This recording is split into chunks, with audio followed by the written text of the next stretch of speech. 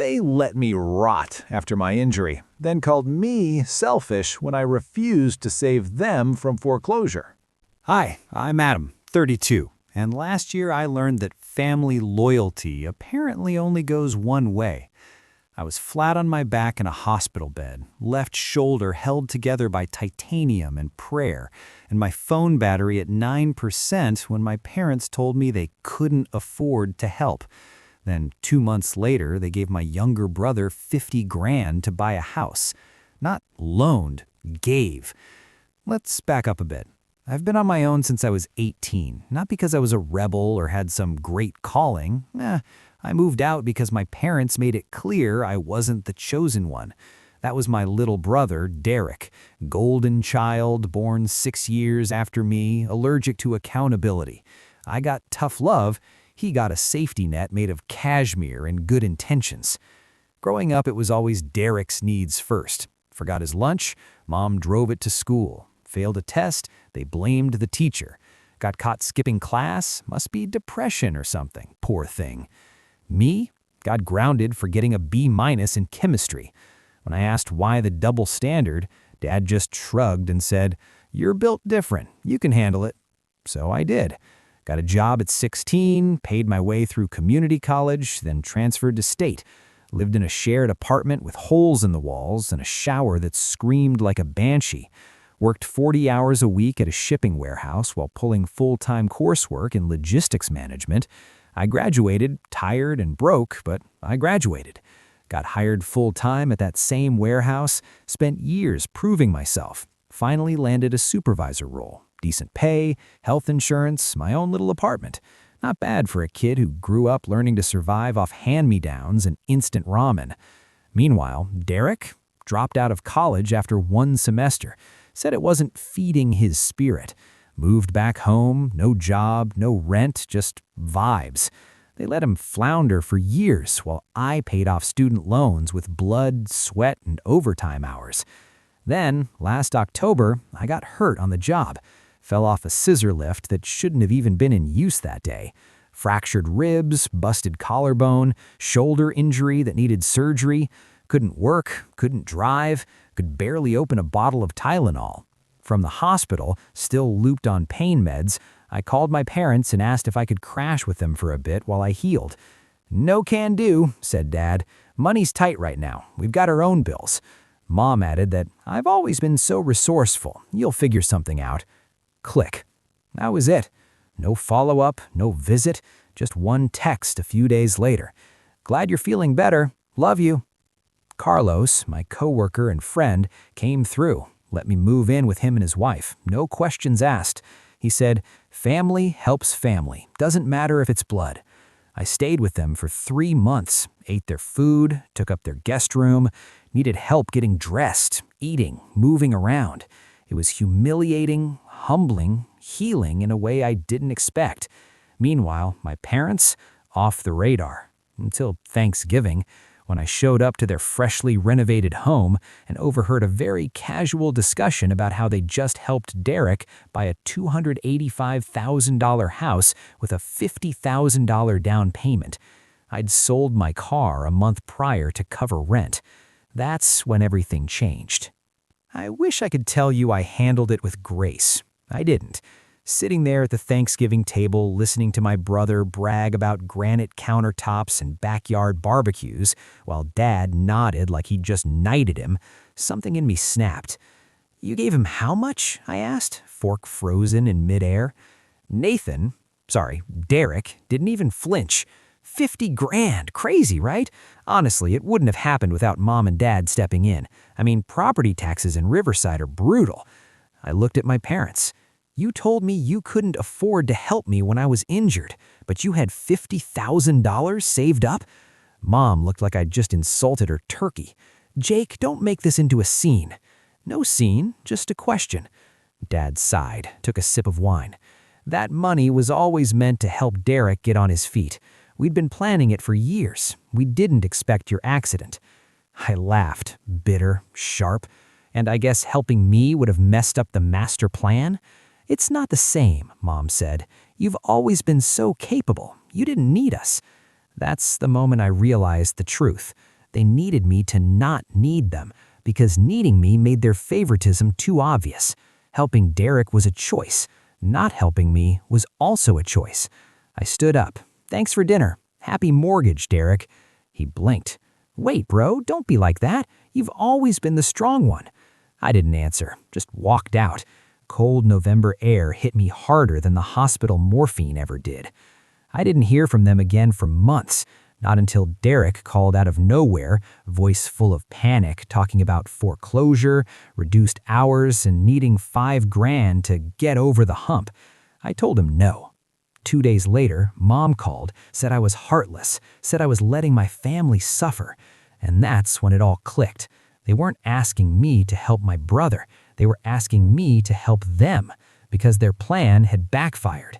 Dad lost his job, investments went bad, they were broke, selling their house, planning to move in with Derek, except Derek was about to lose his house, and the only person left standing on 2 feet was me, the son they left in the cold, now expected to be the one to save them from the winter they created.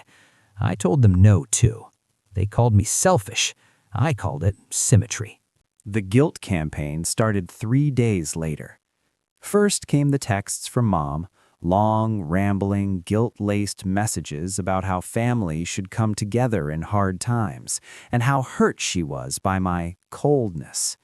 Then Dad joined in with his classics. "Grow up. Stop holding grudges. You're punishing your family over ancient history." And then, like clockwork, the flying monkeys arrived. Uncle Rick called me during my lunch break, first time in years.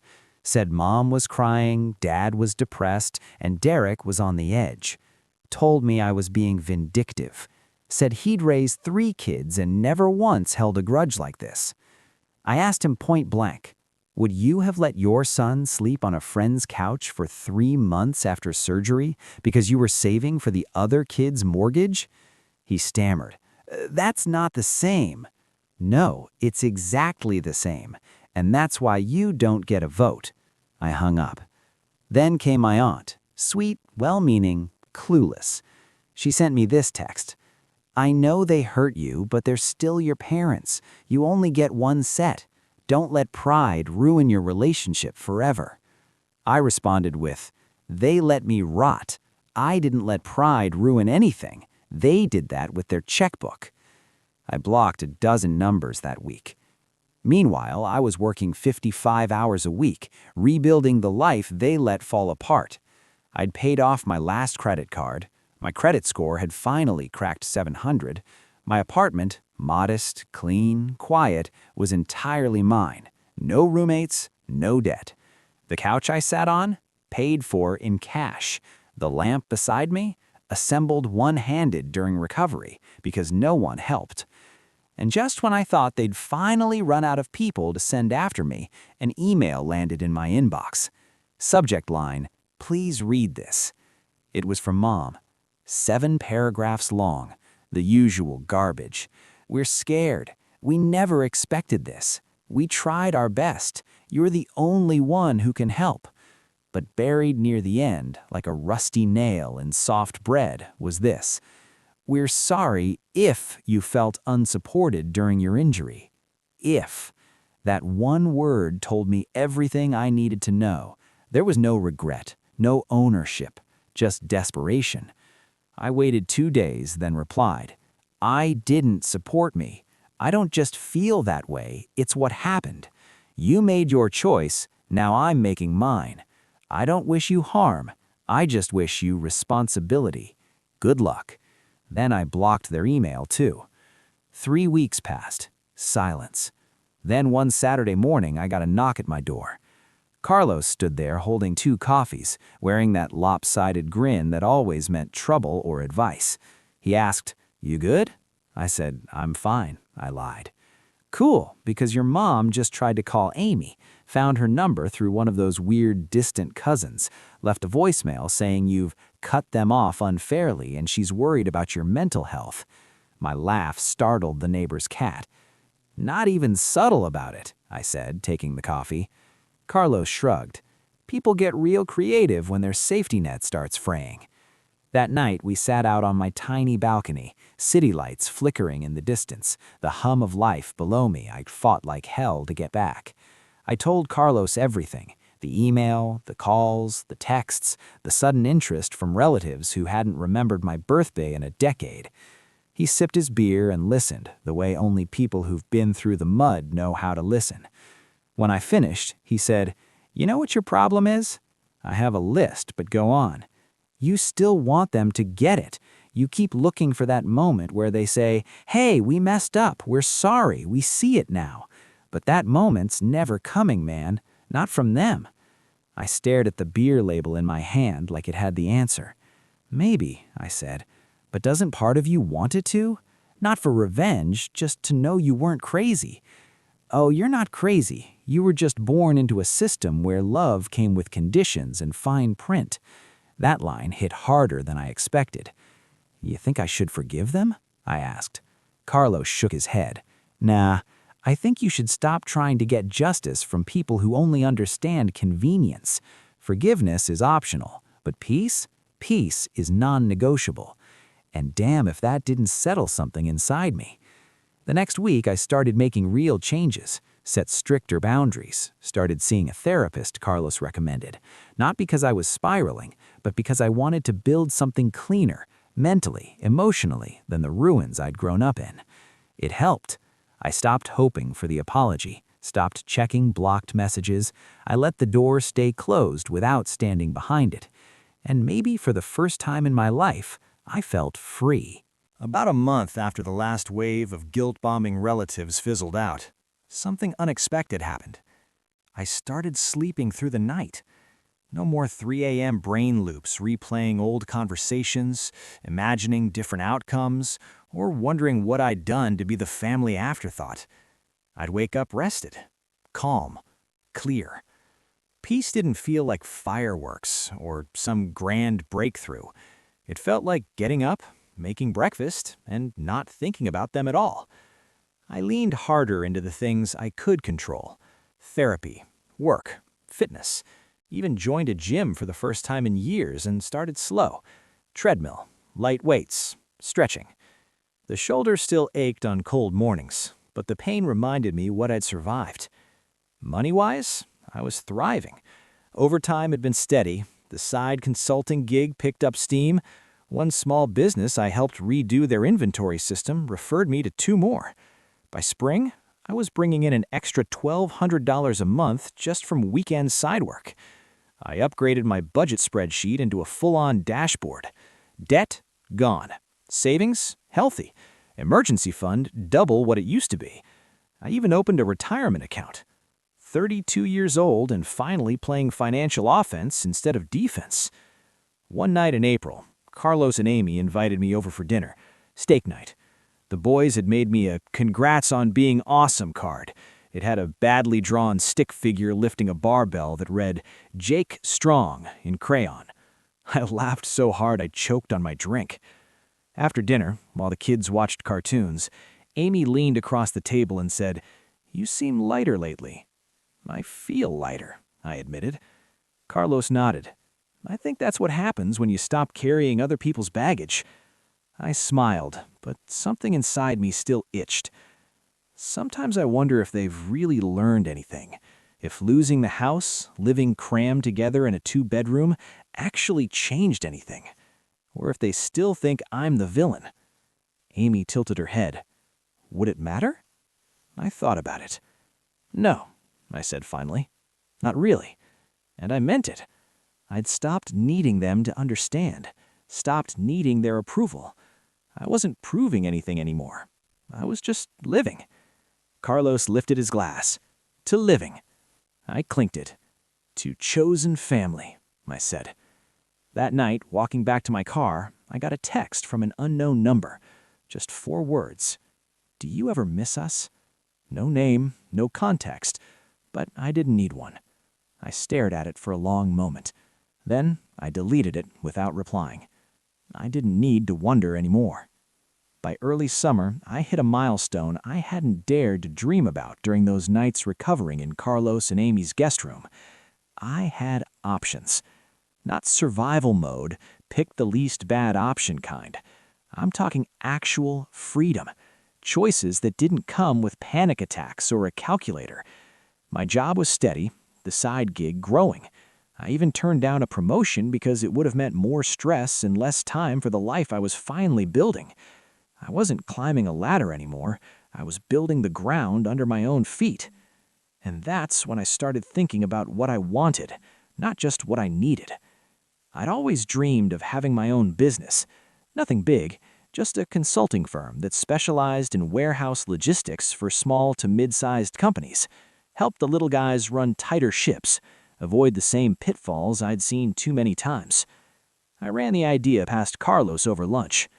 "You've basically been doing that already. You've got 3 clients. That is a business." "Yeah, but what if I take it full time, go all in?" He didn't even blink. "Then you'll kill it. And if it flops, so what? You've bounced back from worse. You're not doing this with borrowed money or desperation. You're doing it from strength. That makes all the difference." He was right. Again. I spent 2 months building it out. Designed a logo, registered an LLC, created a basic site. Nothing fancy, but it was mine. All mine. Every piece of it built from the rubble they left me in. When I got my first contract under the official company name, I sat in my apartment holding the signed PDF and just smiled. No big celebration, no champagne, just that quiet, steady satisfaction that only comes from winning your own way. And that's when the letter showed up. Handwritten, no return address, but the handwriting was unmistakable. My mom's. I almost didn't open it, but curiosity got me. Inside, 5 pages, front and back. It started with, "I know you don't want to hear from us. I respect that, but I needed to try." It wasn't perfect. There were still excuses, still defensiveness, but buried in it was something I hadn't seen from either of them in years. Actual accountability. She admitted they played favorites, that they didn't realize the depth of the damage they'd done until it was too late, that watching Derek struggle and them being unable to fix it forced them to see what I had gone through. "We thought we were giving Derek the help he needed, but you were the one that needed it, and we weren't there." She didn't ask for money or help or even forgiveness, just a chance, someday, to talk. I folded the letter, set it on my desk, and stared at it for a long time. Then I picked up the phone. Not to call her, to call Amy. Amy picked up on the second ring. "Hey," she said. "Everything okay?" I hesitated. "Got a letter from my mom." She didn't say anything for a second. Then, gently, "And?" I exhaled, dragging a hand down my face. It was better than I expected. Not great, but not all guilt and gaslighting either. She admitted stuff, real stuff. Amy hummed thoughtfully. "You think she means it?" "I don't know. That's the part I keep circling. It felt honest, but it also felt late. Like they only finally understand because now they're suffering. Because Derek isn't some struggling kid anymore. He's a grown man who tanked their finances, and now they're stuck living in a shoebox apartment cleaning up the mess they enabled." Amy let out a soft sigh. "Maybe it is too late, but maybe it's also true. Sometimes those things aren't opposites."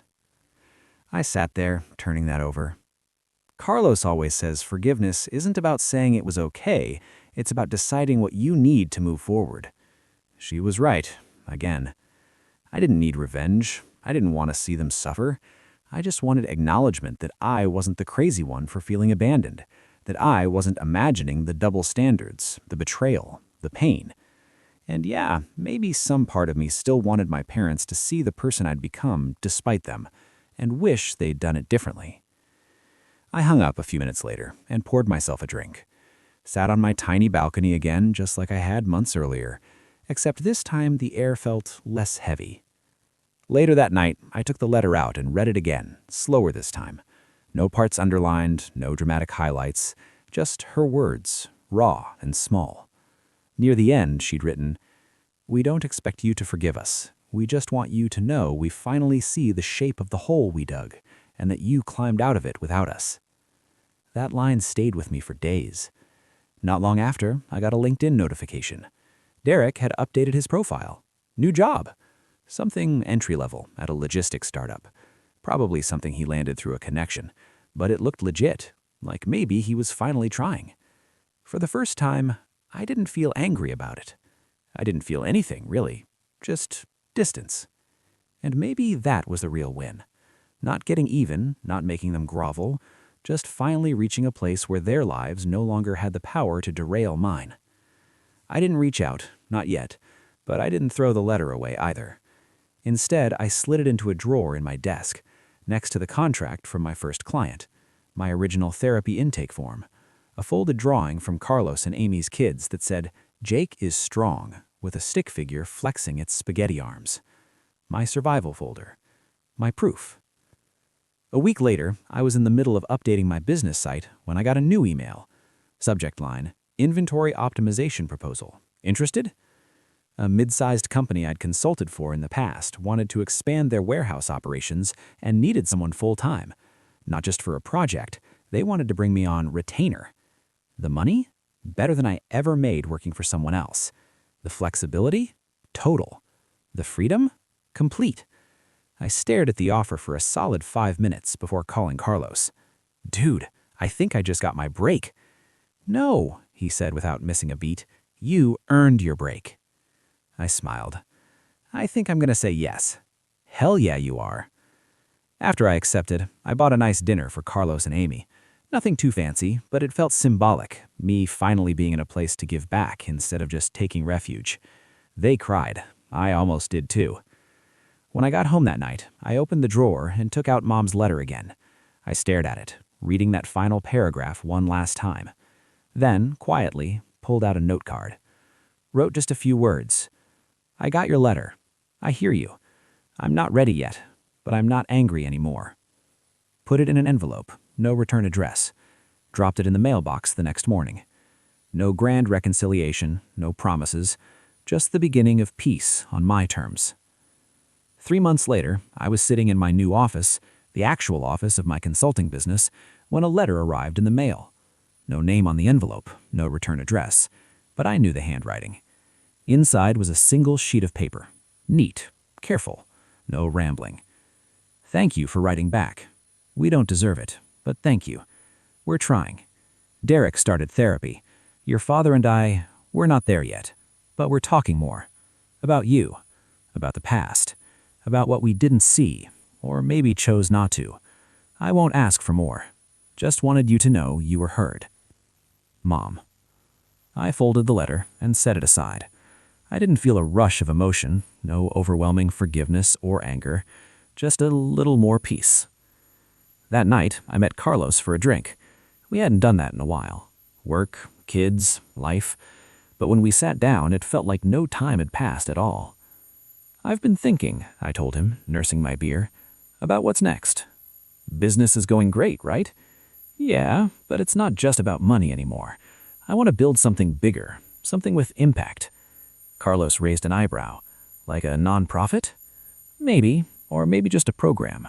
Workshops, consulting and mentorship, helping kids who don't get the family support they need. Teach them logistics, inventory systems, the stuff that actually pays rent." He smiled. "Teach them how to do what you did. Get out of the hole." Exactly. I didn't want revenge anymore. I wanted to be the person I needed when I was 22, busted up from life, with no one to call. We clinked glasses. "To doing it better," he said. I nodded. "To breaking the cycle." Later that week, I stood in my new apartment, sunlight hitting the hardwood floors just right, and felt something I hadn't felt in a long time. Pride. Not because I had money in the bank, or a business license framed on the wall, or an inbox full of opportunities, but because I'd made it here without stepping on anyone, without becoming bitter, without needing to win in order for them to lose. They were living in a cramped apartment now, sure, but they had each other. Maybe they'd never become the parents I wanted. Maybe Derek would always be a little lost, but that wasn't mine to fix anymore. That part of my life, the part where I waited to be chosen, was over, and I had chosen myself. I pulled out my phone and texted Amy. "Dinner this weekend, my treat. Invite the boys, and Carlos. I want to tell them about a new idea." Her reply came back in seconds. "You bring dessert, we'll bring the chaos." I laughed, leaned back, and looked around my apartment. The quiet hum of a life I'd built filled the room. This wasn't the ending I had imagined. It was better. It was earned.